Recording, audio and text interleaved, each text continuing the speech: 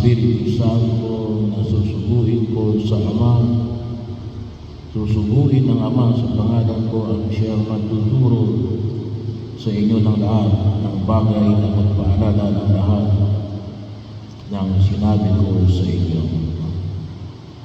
So, bahagi ko yung kapangyarihan ng Espiritu Santo na magpaalala, lalong-lalo na yung utos ng pag-ibig. Sabi niya ako namin kahapon, hindi lang basta utos na nakabase sa pamangkayan ng katarungan, ngunit ang pagsunod sa utos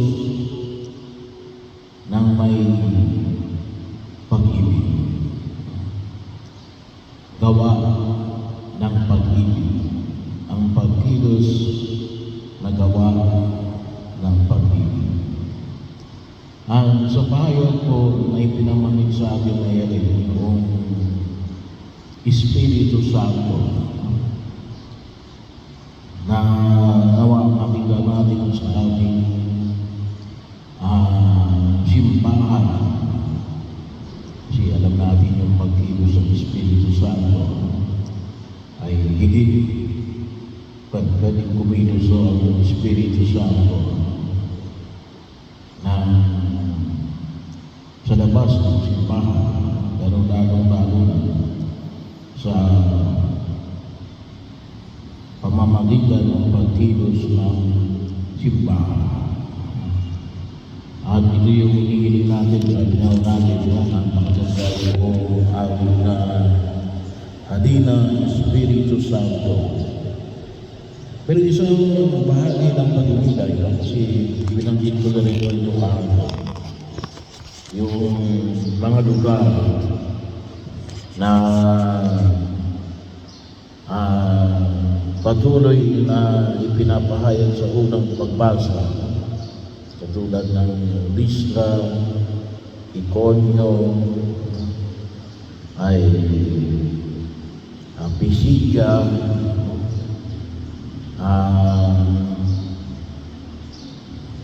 Pamphylia, yung mga binahagi sa unang pagbasa sa mga gawa ng mga Apostol, Derbe, Lycaonia, Antioquia. Sabi ko nga po ay ito ay bahagi ng Turkey. Mayroong mga pilgrimage. Kamakailan lang isang LGM natin, ang kanilang pilgrimage ay sa Turkey, European. At dito yung sabi nga, binigyan ako ng memorabilia, yung 7 charges na nakasaad sa Book of Revelation. Pero makita ko natin, kasi yung pong Turkey, nung panahon ni San Pablo, kasi ito ay bahagi, anong kalimitan dito kaya binanggit rin. Tinawag nilang si Zeus, si Bernabe. Sabihin, mga Greek, kalimitan, yung influence ito ng Greek ng panahon na yun. Kalimitan nung kasi may pinaka-intersection. So si Zeus, no? Ito yung mythology, Greek mythology.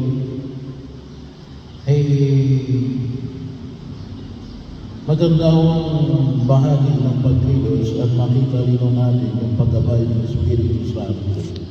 Kasi kung inyong maalala, ang Turkey ay naging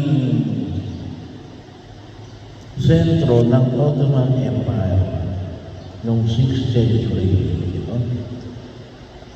Ano yung Ottoman Empire? Ottoman Empire is that during those ay mga Muslim, no? hanggang makita ko natin na hanggang 18th century, malakas po yung Ottoman Empire ng panahon na yan. Pero paano nakasurvive ang simbahan? Bagamat hanggang ngayon, may mga Kristiyano pa rin, mga Katoliko sa Turkey. Kaya lang, napakaliit, very small. Nandun po makakatuwa natin yung ilan sa mga tinatawag natin mga lumang, kung tawagin natin ay Rite. Tayo kasi kung tawagin natin ay we are Roman Catholic Rite. Latin Rite kung tawagin. Meron doon mga tinatawag natin. Siguro hindi yung pamakapasin tinatawag na Syrian Coptic Rite. Kasi yung mga nawala sa contact sa biyaya gawa ng tinatawag natin mga ilang mga bagamat din kaisa ng simbahan Katoliko, may lang iba yung kanilang rito. Ito lang yung halimbawa ng mga pagkabagay natin ay Byzantine Rite. Anong ibig sabihin? Bagamat iba lang yung kanilang rito. Bagamat ilang mga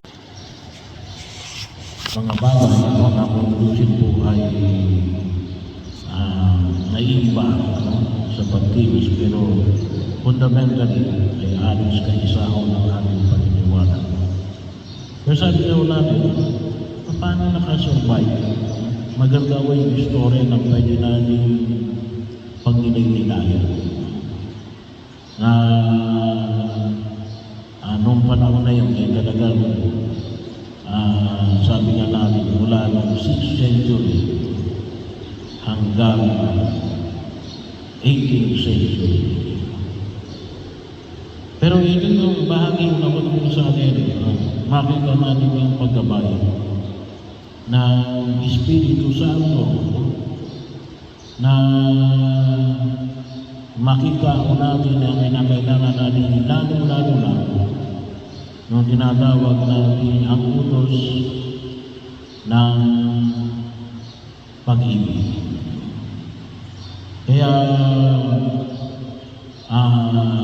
idulog natin sa harapan ng Panginoong Kapatid na